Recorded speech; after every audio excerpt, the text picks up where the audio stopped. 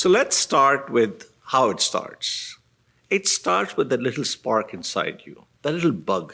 We call it Kira. That little bug that keeps on pricking your conscience that something is not right. Something is against the values that you believe in. And you should address it. You should change it. Now, traditionally, we have been told to be conforming to ideas given at birth. So we really are not encouraged to question, not encouraged to think if there's a better way of doing it.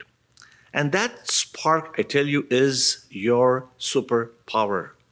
Never underestimate that little bug, the power that bug has to change the world. This is the same bug that has made inventors and artists and philosophers and good politicians and good business people address it by listening to it. I encourage you to write down, whenever you get a chance, all those things that you have found to be something that you need to address. Now, a spark itself, as you can all appreciate, will not do much. Spark needs to become flame. That journey of the spark to flame is a journey in which the spark has to find fuel. And the spark needs to be fanned for the fuel to catch fire, to become the flame that you would like to see in this world. You are that flame. Your transformation from that itch, from that spark to flame, requires a little bit of thinking. Well, first of all, we have to ask ourselves, are you born with that spark? Do you acquire that? That's Yaru, 14 years and going strong. Just want to go and drink some water. I was saying that this spark do we have it? Are we born with it? Or do we get it from somewhere? How is it nurtured? I think both. Our evolution has taught us that cooperation and communication and reciprocal empathy is what helped us survive together. Because we were not the strongest when it comes to the animal kingdom. We survived because we cooperated. So empathy is inbuilt in us. The gene is there. The connection is there. So why do we become sort of unempathic towards others? Because of our tribal mindset. In this class, we'll talk about how this spark is taken to a flame. This spark needs fanning and fuel. And how did I find fuel for my spark? When I came to the US, I worked for a company. And I think sometimes not the best companies or not the best teachers are your best teachers because they have lessons on what not to do. And those lessons sometimes are just very precious. So in this class, we're going to talk about how you take that spark, the inner calling, and listen to it. Don't let it die. This is your superpower. Don't let go of your superpower. You will need it to become the flame that you are to change the world. And I think this particular spark has different forms. It could be innovation, it could be an expression, it could be a painting, it could be a business, a process you want to change in your company, it could be a leadership philosophy that you want to build around what you started as an entrepreneur, it could be use of the wealth that you've been blessed with that you like to turn around and use it differently. So having a spark in your life is a gift.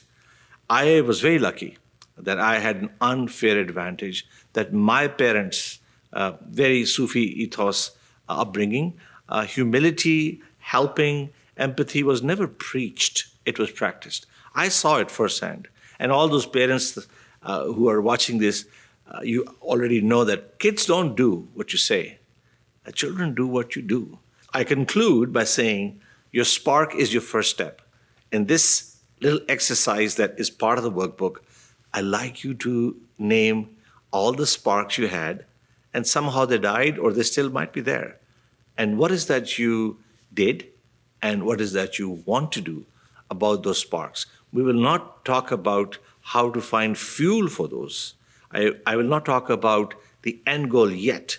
In the next chapter, we'll go and talk about once you identified your calling, your kira, your itch, your spark, what's the next step? What should we do next? I'll see you in the next class.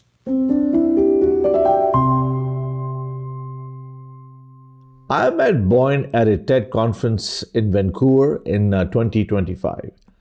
Boyne was just 16 when he went diving and saw some plastic, actually more plastic than fish.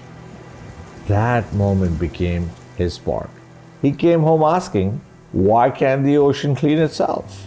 Because the currents move predictably and plastic floats. So, his fuel, which is chapter 4, came from his engineering, fluid mechanics, and motivation. So instead of chasing trash with ships, he designed passive U-shaped barriers that let the ocean's own energy funnel plastic into collection zones. In rivers, he created solar-powered interceptors that guide trash onto conveyors and onto the dumpsters before it ever reaches the sea. So at 30, that spark has become a flame.